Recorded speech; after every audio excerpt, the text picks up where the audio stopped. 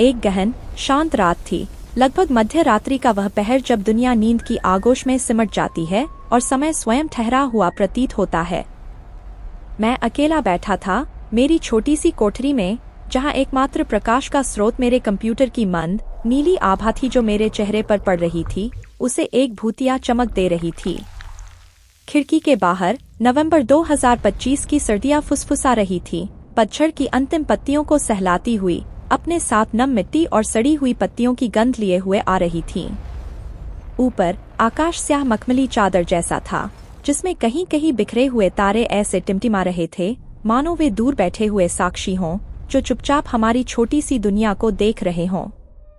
और तभी मेरे मन में वह चिरंतन प्रश्न कौंधा, क्या हम मात्र एक विशाल नाट्य मंच पर छोटी सी परछाइयां हैं, जहां कहीं और भी दुनियाएं हैं, हमारे ही अन्य संस्करण जो वास्तविकता के किसी अनदेखे कोने से हमें वापस झांक रहे हैं?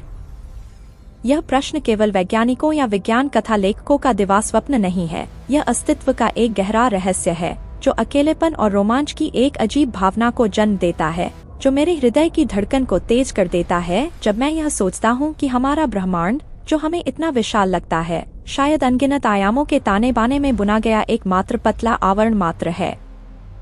इस यात्रा को शुरू करने के लिए आइए हम समय में पीछे चलें, 20वीं सदी के शुरुआती दिनों में, जब अल्बर्ट आइंस्टीन जैसे महान भौतिक विज्ञानी प्रिंसटन की अपनी छोटी सी कोठरी में बैठे थे। उनके पेंसिल के कागज पर रगड़ने की आवाज उस शांत हवा में गूंज रही थी और मेज पर रखे पुराने कॉफी पॉट से कड़वी कॉफी की महक फैली हुई थी। आइंस्टीन ने अपने सापेक्षता के सिद्धांत के माध्यम से अंतरिक्ष और समय को देखने के हमारे तरीके को बदल दिया था। ब्रह्मांड को एक 4 आयामी कपड़े के रूप में वर्णित किया, 3 परिचित स्थानिक आयाम जिनमें हम रोजमर्रा की जिंदगी जीते हैं, और समय का एक निरंतर बहता हुआ आयाम। लेकिन फिर 1919 के दशक में गणितज्ञ थियोडोर कलुजा और ऑस्कर क्लेन एक साहसिक विचार लेकर आए, क्या होगा अगर और भी आयाम हो, इतने छोटे, इतने कसकर मुड़े हुए कि हम उन्हें देख न सकें, ठीक वैसे ही जैसे दूर से देखने पर पानी का एक पाइप सपाट दिखता है, लेकिन छूने पर उसमें गहराई का एहसास होता है। कल्पना कीजिए कि आप अपने हाथ में एक पतला रबर बैंड पकड़े हुए हैं, उसे एक छोटे से वृत्त में मोड़ दिया है। यही वह तरीका है जिससे अतिरिक्त आयाम मौजूद हो सकते हैं, जो अति सूक्ष्म पैमाने पर छिपे हुए हैं, लगभग 10⁻35 मीटर के आसपास, जो एक परमाणु से भी छोटा है। यह विचार केवल एक बौद्धिक खेल नहीं था, इसने यह समझाने की कोशिश की कि विद्युत चुंबकीय बल और गुरुत्वाकर्षण बल एक साथ कैसे काम कर सकते हैं, जिसने विस्मय और आशा की भावना जगाई, जैसे कि ब्रह्मांड फुसफुसा रहा हो कि हमारी आंखों के देखने की क्षमता से कहीं अधिक वास्तविकता की परतें मौजूद हैं। अब हम क्वांटम जगत की ओर बढ़ते हैं, जहां चीजें पहले से कहीं अधिक विचित्र हो जाती हैं। जिनेवा की ठंडी प्रयोगशालाओं में परमाणु घड़ियों की टिक-टिक की आवाज गूंज रही है, जहां लार्ज हैड्रॉन कोलाइडर या LHC मूलभूत कणों को विशाल ऊर्जाओं पर टकरा रहा है, जिससे बिग बैंग के लघु रूप जैसे सूक्ष्म विस्फोट हो रहे हैं। क्वांटम क्षेत्र सिद्धांत में कण केवल कठोर छोटी गेंदों की तरह नहीं है, बल्कि अंतरिक्ष में फैले ऊर्जा क्षेत्रों में कंपन है। लेकिन मूलभूत बलों के अलग अलग ढंग से काम करने के कारणों को समझाने के लिए, जैसे गुरुत्वाकर्षण का विद्युत चुंबकीय बल की तुलना में कितना कमजोर होना, 1955 के दशक में एडवर्ड विटन जैसे भौतिकविदों ने स्ट्रिंग सिद्धांत का प्रस्ताव रखा। कल्पना कीजिए कि ब्रह्मांड कठोर लेगो ईंटों से नहीं बना है, बल्कि उन सूक्ष्म रेशों से बना है जो ब्रह्मांडीय गिटार की तरह कंपन करते हैं, और इन कंपनों को सामंजस्यपूर्ण बनाने के लिए हमें 11 आयामों की आवश्यकता है, 7 अतिरिक्त आयाम जो शुद्ध ऊर्जा के बुने हुए कालीन में जटिल गांठों की तरह कसकर मुड़े हुए हैं। ये आयाम चौड़े रास्ते नहीं हैं जिन पर आप टहल सकते हैं, वे छोटे लूप हैं जहां मूलभूत कण सूक्ष्म क्वांटम प्रभावों के माध्यम से उनकी उपस्थिति को महसूस कर सकते हैं। 2025 तक पहुंचते पहुंचते चीन के सिंहुआ विश्वविद्यालय से नवीनतम शोधों ने, जहां LHCb, ATLAS और CMS समूहों ने मौलिक भौतिकी में ब्रेक थ्रू पुरस्कार जीता है, अतिरिक्त आयामों के संकेतों की खोज के लिए LHC डेटा का उपयोग किया, खासकर गुरुत्वाकर्षण के वाहक कण ग्रेविटॉन के इन छिपे हुए स्थानों में गायब होने के माध्यम से, विशाल डिटेक्टरों में कणों के टकराने की गूंज और आल्प्स पर्वत के नीचे सुरंगों की ठंडी हवा में चमकती लेजर रोशनी के साथ। हालांकि अभी तक कोई सीधा प्रमाण नहीं मिला है, ये प्रयोग ऐसे हैं मानो हम किसी प्राचीन मकबरे की खुदाई कर रहे हों जिसमें वास्तविकता की कुंजी दफन है। लेकिन अगर ये अतिरिक्त आयाम मौजूद हैं, तो वे कुछ और भी मोहक चीज की ओर ले जा सकते हैं। समानांतर ब्रह्मांड या मल्टीवर्स, जहां हर क्वांटम निर्णय वास्तविकता की एक नई शाखा को जन्म देता है। कल्पना कीजिए कि आप घने जंगल में एक चौराहे पर खड़े हैं। आपके पैरों के नीचे पत्तों की सरसराहट है और नम मिट्टी की सुगंध ऊपर उठ रही है, और जब आप बाईं ओर मुड़ने का फैसला करते हैं, तो आपका एक और संस्करण दाईं ओर मुड़ जाता है। दोनों मौजूद हैं, एक दूसरे पर चढ़ी हुई वास्तविकता की परतों में समानांतर रूप से। यह ह्यू एवरेट का मिनीवर्ल्ड्स इंटरप्रिटेशन है, जो 1957 का है, जब प्रिंसटन की एक अंधेरी लाइब्रेरी में एक युवा छात्र कागज पलटने की आवाजों के बीच क्वांटम माप की विरोधाभास से जूझ रहा था। एवरेट के अनुसार, जब एक इलेक्ट्रॉन दोहरी स्लिट प्रयोग में ऊपर या नीचे घूमने का निर्णय लेता है, तो ब्रह्मांड एकल परिणाम में ढह नहीं जाता। इसके बजाय यह दो अलग अलग ब्रह्मांडों में विभाजित हो जाता है, जिनमें से प्रत्येक में उस घटना का एक संस्करण होता है। यह कितना अजीब एहसास है ना? जैसे कि आपके जीवन का हर पछतावा हल्की बारिश में हुई डेट पर कही गई एक गलत बात या सहकर्मियों की हंसी के बीच छूट गया एक करियर अवसर कहीं और एक अलग आयाम में जीवंत है, जो आपको एक ही समय में अकेला और सांत्वना देता है, क्योंकि आपने कभी भी पूरी तरह से हार नहीं मानी है। 2025 के नवीनतम अपडेट इस विचार को और अधिक जीवंत बनाते हैं। साइंटिफिक अमेरिकन पत्रिका में एक लेख में भौतिकविदों ने चर्चा की कि कैसे गूगल का विलो क्वांटम चिप समानांतर ब्रह्मांडों से गणना शक्ति उधार लेती प्रतीत होती है, जिसकी प्रसंस्करण गति इतनी अधिक है कि वैज्ञानिक हार्टमट नेवेन ने इसे मल्टीवर्स के लिए खुली एक खिड़की के रूप में वर्णित किया है।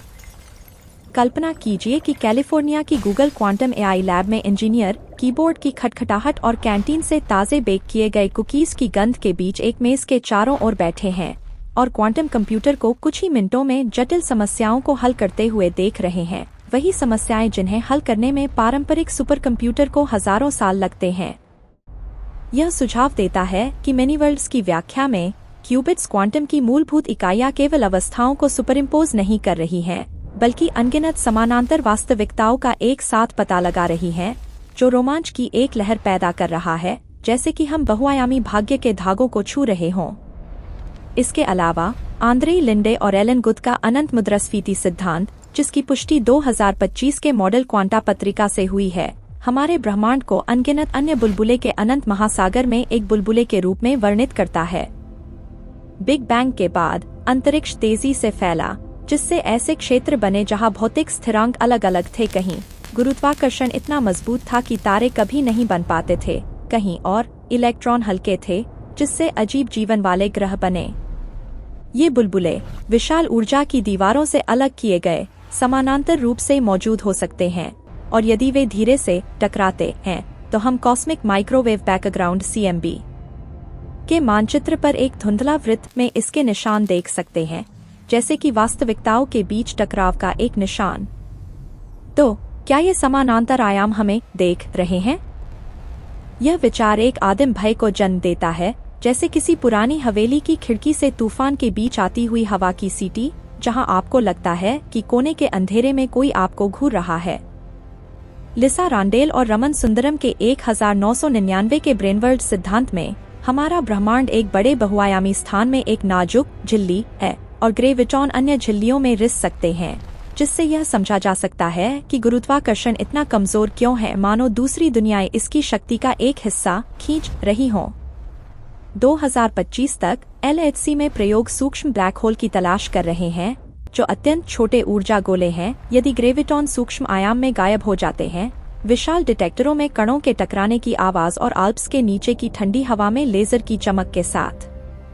हालांकि कोई सबूत नहीं मिला है। डायमंड में एनवी केंद्रों पर आधारित क्वांटम सेंसर का उपयोग करने वाले नानजिंग विश्वविद्यालय के एक अध्ययन परमाणु दोष जो मौलिक स्थिरांकों में बदलाव के प्रति संवेदनशील है, ने टेराहर्ट्ज आवृत्ति तक खोज का विस्तार किया है, जो अंधेरे पदार्थ और छिपे हुए आयामों में एक नई अंतर्दृष्टि प्रदान करता है, जैसे कि हम पड़ोसी वास्तविकताओं से फुसफुसाहट सुन रहे हों।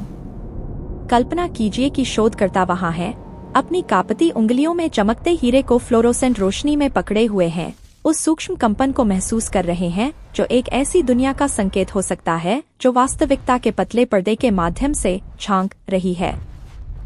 लेकिन सब कुछ शुष्क सिद्धांत नहीं है। ये विचार संस्कृति और दैनिक बातचीत में गहराई से समाये हुए हैं, जो सोशल मीडिया प्लेटफॉर्म एक्स पर एक जीवंत समुदाय का निर्माण कर रहे हैं, जहां देर रात फोन की नीली रोशनी में लोग अपने आश्चर्य और चिंताओं को साझा करते हैं।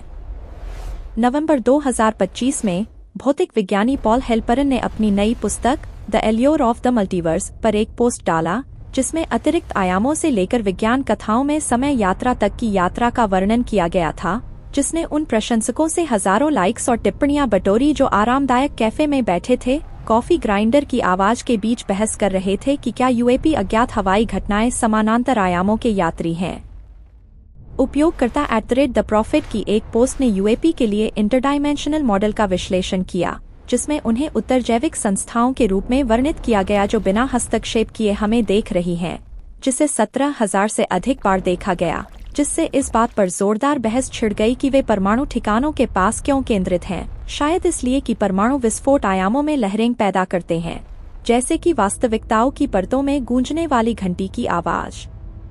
इसी बीच @CLDiscussion की एक और पोस्ट ने रेजोनेंटिया वेरिटास फ्रैक्टालिस, विभिन्न आयामों में भग्न वास्तविकता का अनुनाद पर बात की। यह सुझाव दिया कि हम अन्य ब्रह्मांडों में मिल चुके हैं, जिससे एक अजीब निकटता का एहसास हुआ, जैसे सपने से आए किसी पुराने दोस्त की फुसफुसाहट।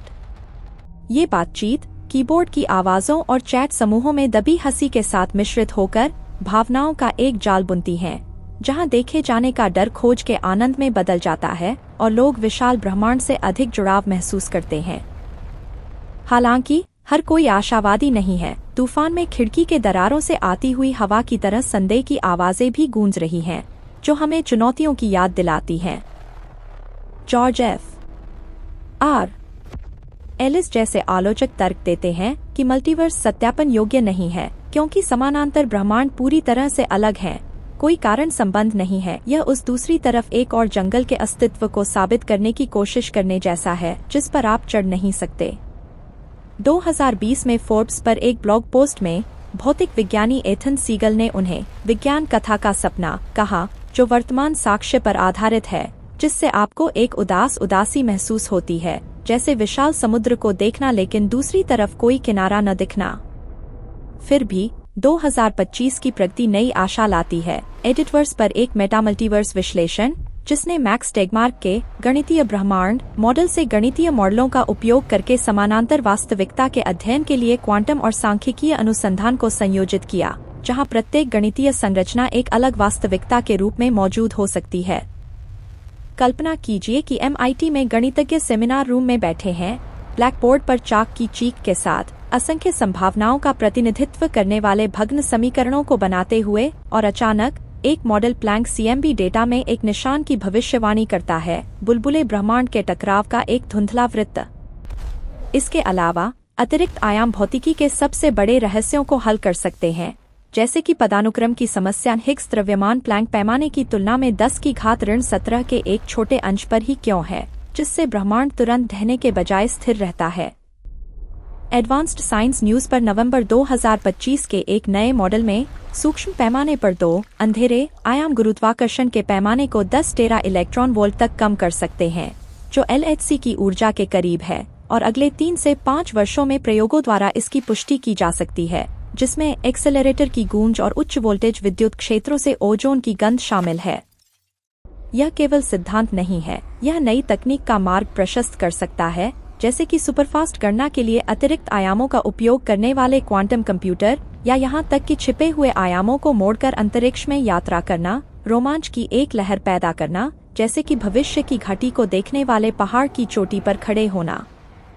अंत में, हालांकि कोई निश्चित प्रमाण नहीं है, न तो कोई गायब होने वाला ग्रेविटॉन, न ही प्रत्याशित से भारी कलुजाक्लेन कण, हमें देखने वाले समानांतर आयामों का प्रश्न अस्तित्व की विशालता में एक गहरा विश्वास जगाता है। हम ऐसे युग में जी रहे हैं जहां यूरोपा क्लिपर मिशन बृहस्पति के बर्फीले चंद्रमा के बर्फीले महासागर में उतर रहा है, बर्फ की मोटी परत के नीचे सरल जीवन की खोज कर रहा है, और वेरा रूबिन टेलीस्कोप बाहरी ग्रहों की खोज के लिए आकाश को स्कैन करने वाला है। यदि समानांतर दुनियाएं हैं, तो शायद वे भी उसी जिज्ञासा से हमें देख रहे हैं, वास्तविकता के पतले पर्दे के पार क्वांटम संकेतों का आदान प्रदान कर रहे हैं, और हमारा अकेलापन सुबह की धूप में कोहरे की तरह गायब हो जाएगा। उस दिन तक सितारों की ओर देखना जारी रखें, ब्रह्मांड की फुसफुसाहट सुने, हृदय खुला और मन उड़ान भरने वाला हो, क्योंकि छिपे हुए आयामों के अंधेरे में शायद उन अनकही कहानियों की रोशनी छिपी हो